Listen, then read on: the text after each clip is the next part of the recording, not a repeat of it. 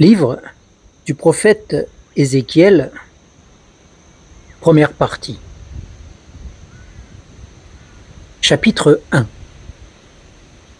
La 30e année, le 5 du 4e mois,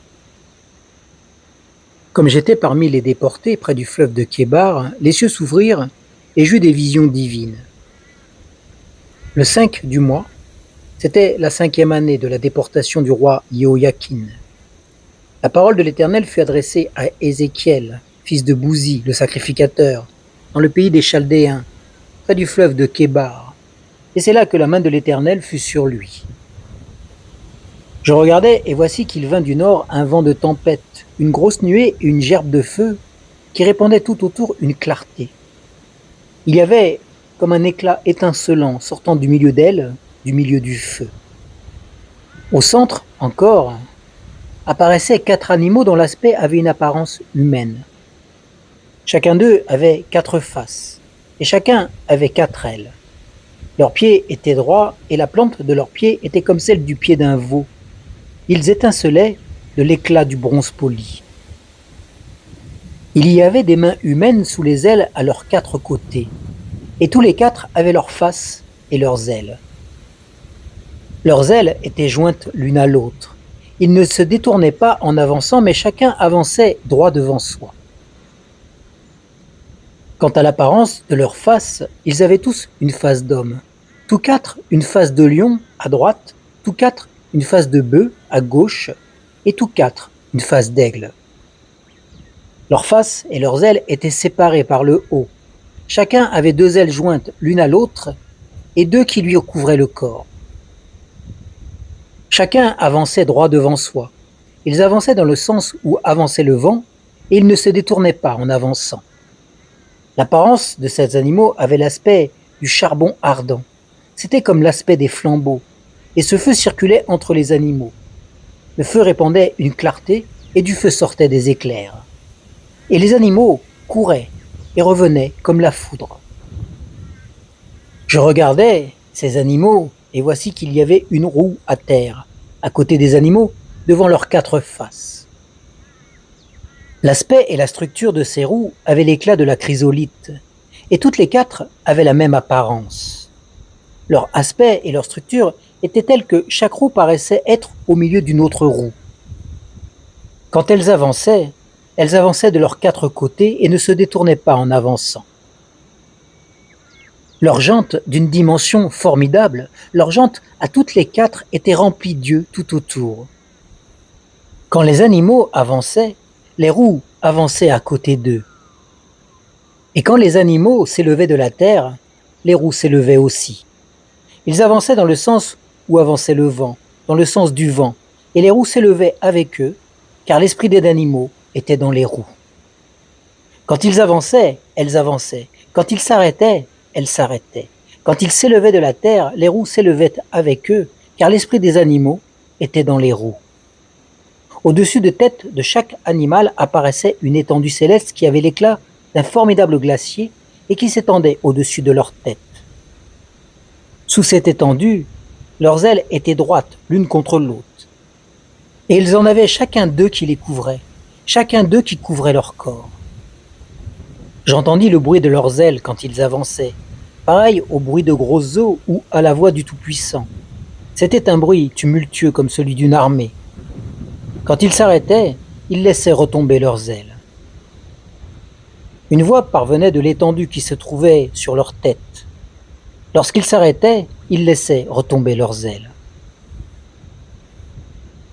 Tout au-dessus de l'étendue qui était sur leur tête, il y avait quelque chose qui avait l'aspect d'un saphir et l'apparence d'un trône. Et par-dessus cette sorte de trône apparaissait une forme humaine. Je vis encore comme un éclat étincelant ayant l'aspect du feu et qui rayonnait tout autour, depuis ce qui semblait être ses reins jusqu'en haut et depuis ce qui semblait être ses reins jusqu'en bas. Je vis comme du feu et une clarté autour de lui. Tel l'aspect de l'arc qui est dans la nue en un jour de pluie, tel était l'aspect de la clarté qui l'entourait. C'était une apparition de la gloire de l'Éternel. À cette vue, je tombai la face contre terre et j'entendis la voix de quelqu'un qui parlait. Chapitre 2.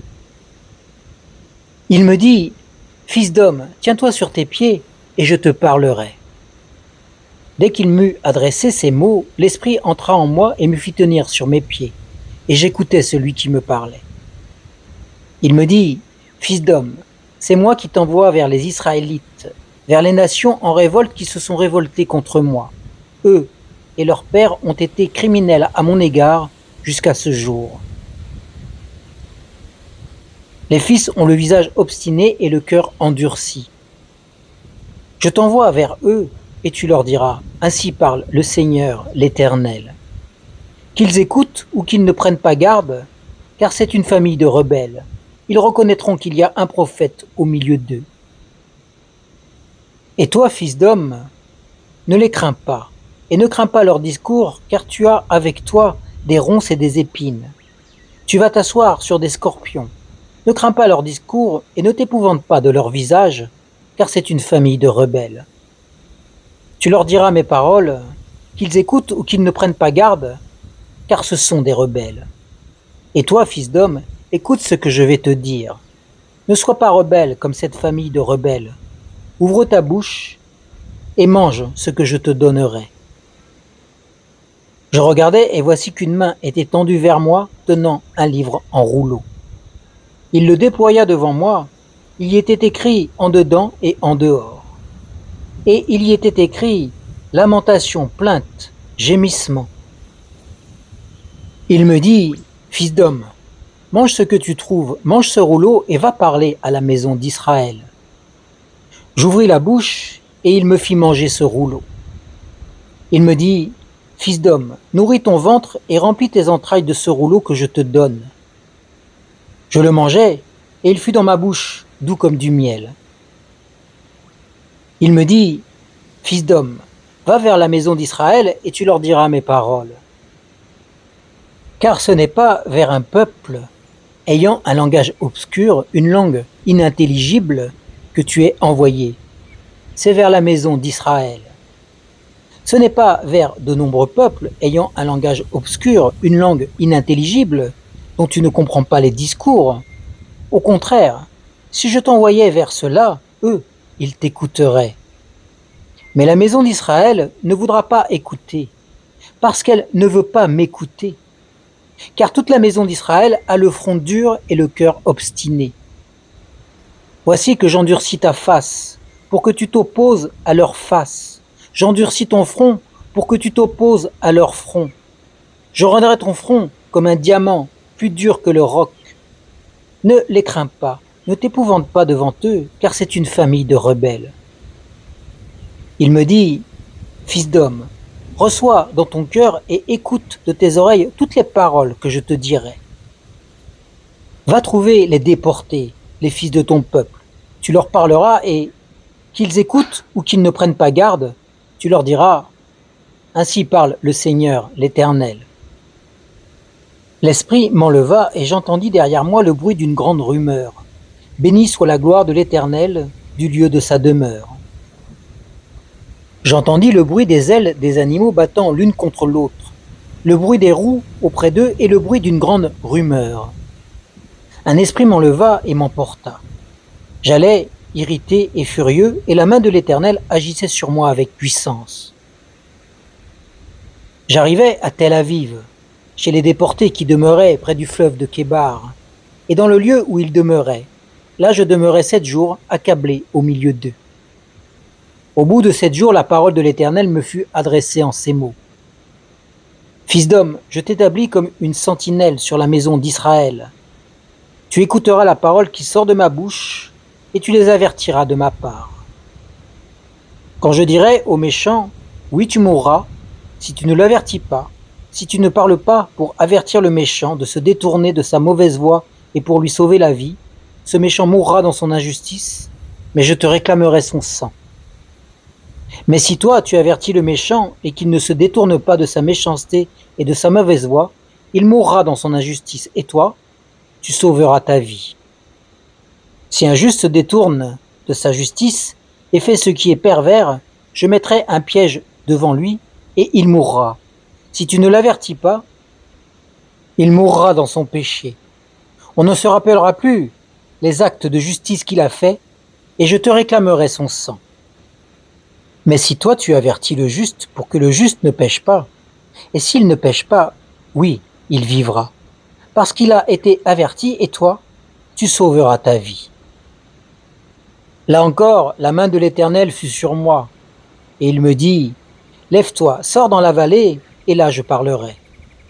Je me levai et je sortis dans la vallée, et voici que la gloire de l'Éternel s'y tenait, telle que je l'avais vue près du fleuve de Kébar. Alors je tombai la face contre terre. L'Esprit entra en moi et me fit tenir sur mes pieds. L'Éternel me parla et me dit, va t'enfermer dans ta maison. Et toi, fils d'homme, voici qu'ils mettront sur toi des cordes avec lesquelles ils te lieront. Tu ne sortiras pas au milieu d'eux. Je collerai ta langue à ton palais pour que tu sois muet et que tu ne puisses pas les reprendre, car c'est une famille de rebelles. Mais quand je te parlerai, j'ouvrirai ta bouche pour que tu leur dises, ainsi parle le Seigneur, l'Éternel, que celui qui écoute, écoute, et que celui qui ne prend pas garde, ne prenne pas garde, car c'est une famille de rebelles. Chapitre 4. Et toi, fils d'homme, prends une brique. Tu la placeras devant toi et tu y traceras une ville, Jérusalem. Puis mets le siège contre elle, construis des retranchements contre elle, élève contre elle des terrasses, place contre elle des camps et dresse contre elle des béliers tout autour. Et toi, prends une poêle de fer et mets-la comme un mur de fer entre toi et la ville. Dirige ta face contre elle et tu l'assiégeras, qu'elle soit en état de siège. C'est un signe pour la maison d'Israël. Et toi, couche-toi sur le côté gauche, mais-y la faute de la maison d'Israël. Tu porteras leur faute autant de jours que tu seras couché sur le côté. Je t'impose un nombre de jours égal à celui des années de leur faute, 390 jours. Tu porteras ainsi la faute de la maison d'Israël. Quand tu auras achevé ces jours, couche-toi sur le côté droit, et tu porteras la faute de la maison de Juda pendant 40 jours. Je t'impose un jour pour chaque année. Tu tourneras ta face et ton bras nu vers Jérusalem assiégée, et tu prophétiseras contre elle. Et voici que je mettrai des cordes sur toi, afin que tu ne puisses pas te tourner d'un côté sur l'autre, jusqu'à ce que tu aies accompli les jours de ton siège. Et toi, prends du froment, de l'orge, des fèves, des lentilles, du millet et de l'épeautre. Mets-les dans un seul récipient et fais-en ton pain autant de jours que tu seras couché sur le côté. Tu en mangeras pendant 390 jours. La nourriture, tu la mangeras en te rationnant, 20 cycles par jour. C'est ce que tu mangeras pendant tout ce temps-là. Tu boiras l'eau avec mesure. 1/6 de hin, c'est ce que tu boiras pendant tout ce temps-là. Tu mangeras du gâteau d'orge, et tu le feras cuire sur des excréments humains et sous leurs yeux. Et l'Éternel dit, c'est ainsi que les Israélites mangeront leur pain impur parmi les nations vers lesquelles je les chasserai. Je dis, ah, Seigneur, j'ai évité toute impureté. Je n'ai pas mangé d'une bête morte ou déchirée depuis ma jeunesse jusqu'à présent, et aucune chair impropre n'est entrée dans ma bouche. Il me répondit, voici que je te donne de la bouse de vache au lieu d'excréments humains, et tu feras ton pain dessus. Il me dit encore, fils d'homme, je vais retirer la miche de pain à Jérusalem. Ils mangeront du pain en se rationnant et avec appréhension et boiront de l'eau avec mesure et avec désolation. Ainsi, ils manqueront de pain et d'eau. Ils seront désolés les uns et les autres et ils pourriront dans leurs injustices. Chapitre 5. Et toi, fils d'homme, prends une lame tranchante, un rasoir de barbier. Prends-la et passe-la sur ta tête et sur ta barbe. Prends ensuite une balance à peser et fais des parts. Brûle-en un tiers dans la flamme, au milieu de la ville, lorsque les jours du siège seront accomplis. Prends-en un tiers et frappe-le avec la lame tout autour de la ville. Disperse-en un tiers au vent, et je tirerai l'épée derrière eux. Tu prendras une petite quantité que tu serreras dans les pans de ton vêtement, et tu prendras encore quelques-uns de ceux-là que tu jetteras au feu et que tu brûleras dans le feu. Il en sortira un feu contre toute la maison d'Israël. Ainsi parle le Seigneur, l'Éternel. C'est Jérusalem. Je l'avais placée au centre des nations et des pays d'alentour. Elle s'est rebellée contre mes ordonnances et mes prescriptions plus méchamment que les nations et les pays d'alentour, car ils ont rejeté mes ordonnances et ils n'ont pas marché selon mes prescriptions. C'est pourquoi ainsi parle le Seigneur, l'Éternel. Parce que vous vous êtes insurgés plus que les nations qui vous entourent, parce que vous n'avez pas marché selon mes prescriptions ni accompli mes ordonnances, et que vous n'avez pas même agi selon les principes des nations qui vous entourent, à cause de cela, ainsi parle le Seigneur, l'Éternel. Me voici contre toi, oui, moi aussi. J'accomplirai mes jugements au milieu de toi, aux yeux des nations. J'accomplirai contre toi ce que je n'avais pas encore accompli et ce que je n'accomplirai plus à cause de toutes tes horreurs. C'est pourquoi tes pères mangeront des fils au milieu de toi et tes fils mangeront leurs pères. J'accomplirai mes justices contre toi et je disperserai à tout vent tout ce qui restera de toi. C'est pourquoi je suis vivant, oracle du Seigneur l'Éternel. Ainsi parce que tu as souillé mon sanctuaire par toutes tes horreurs, toutes tes abominations, moi aussi je me retirerai et mon œil sera sans pitié. Moi aussi j'agirai sans ménagement. Un tiers de tes habitants mourra de la peste et sera consumé par la famine au milieu de toi. Un tiers tombera par l'épée autour de toi, et j'en disperserai un tiers à tout vent, et je tirerai l'épée derrière eux. Ma colère ira jusqu'au bout. J'assouvirai ma fureur sur eux, je me donnerai satisfaction, et ils reconnaîtront que moi, l'Éternel, j'ai parlé dans ma jalousie, allant jusqu'au bout de ma fureur contre eux. Je ferai de toi une ruine, un lieu déshonoré parmi les nations qui t'entourent aux yeux de tous les passants. Tu seras un lieu déshonoré et outragé, un exemple et un objet d'effroi pour les nations qui t'entourent, quand j'accomplirai contre toi mes jugements avec colère, avec fureur et par des châtiments furieux. C'est moi, l'Éternel, qui parle. Quand je lancerai sur eux les flèches malfaisantes de la famine, bien faites pour détruire, celles-là, je les lancerai pour vous détruire. Car j'ajouterai la famine à vos maux, je vous retirerai la miche de pain. J'enverrai contre vous la famine et les bêtes féroces, qui te priveront d'enfants. La peste et le sang passeront au milieu de toi, je ferai venir l'épée sur toi. C'est moi, l'Éternel, qui parle. Chapitre 6. La parole de l'Éternel me fut adressée en ces mots. Fils d'homme, tourne ta face vers les montagnes d'Israël et prophétise à leur intention. Tu diras, montagnes d'Israël, écoutez la parole du Seigneur l'Éternel.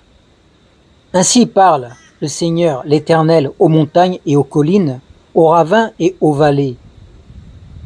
Me voici. Je fais venir l'épée contre vous, et je détruirai vos hauts lieux. Vos autels seront désolés, vos obélisques seront brisés, et je ferai tomber vos morts devant vos idoles. Je mettrai les cadavres des Israélites devant leurs idoles, et je disperserai vos ossements autour de vos autels. Partout où vous habitez, vos villes seront ruinées et vos hauts lieux désolés, de sorte que vos autels coupables seront ruinés. Vos idoles se casseront et passeront, vos obélisques seront abattus et vos ouvrages effacés. Les morts tomberont au milieu de vous, et vous reconnaîtrez que je suis l'Éternel. Mais je vous maintiendrai un reste, des rescapés de l'épée parmi les nations. Lorsque vous serez dispersés en divers pays, et alors au sein des nations où ils seront captifs, vos rescapés se souviendront de moi. J'ai été brisé par leur cœur prostitué et dévoyé loin de moi par leurs yeux qui se prostituaient à leurs idoles. Ils n'oseront plus se regarder en face à cause du mal qu'ils ont commis avec toutes leurs horreurs. Ils reconnaîtront que je suis l'Éternel. Et ce n'est pas en vain que je leur ai parlé de leur infliger ce malheur. Ainsi parle le Seigneur, l'Éternel. Frappe de la main, tape du pied et dit « Hélas !»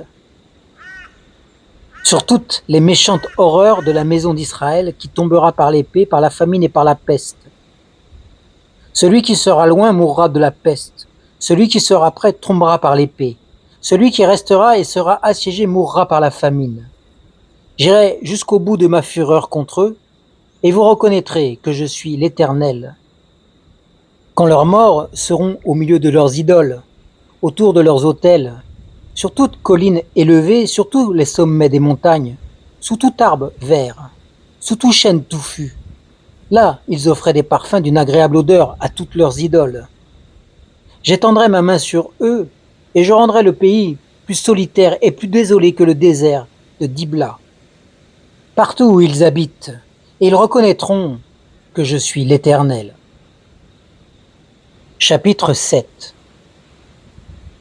La parole de l'Éternel me fut adressée en ces mots. Toi, fils d'homme, ainsi parle le Seigneur, l'Éternel, au territoire d'Israël. C'est la fin.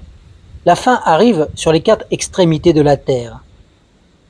Maintenant, la fin vient sur toi.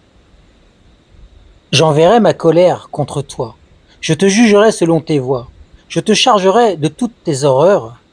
Mon œil sera pour toi sans pitié. Et je ne jugerai pas de ménagement, car je te chargerai de tes voies.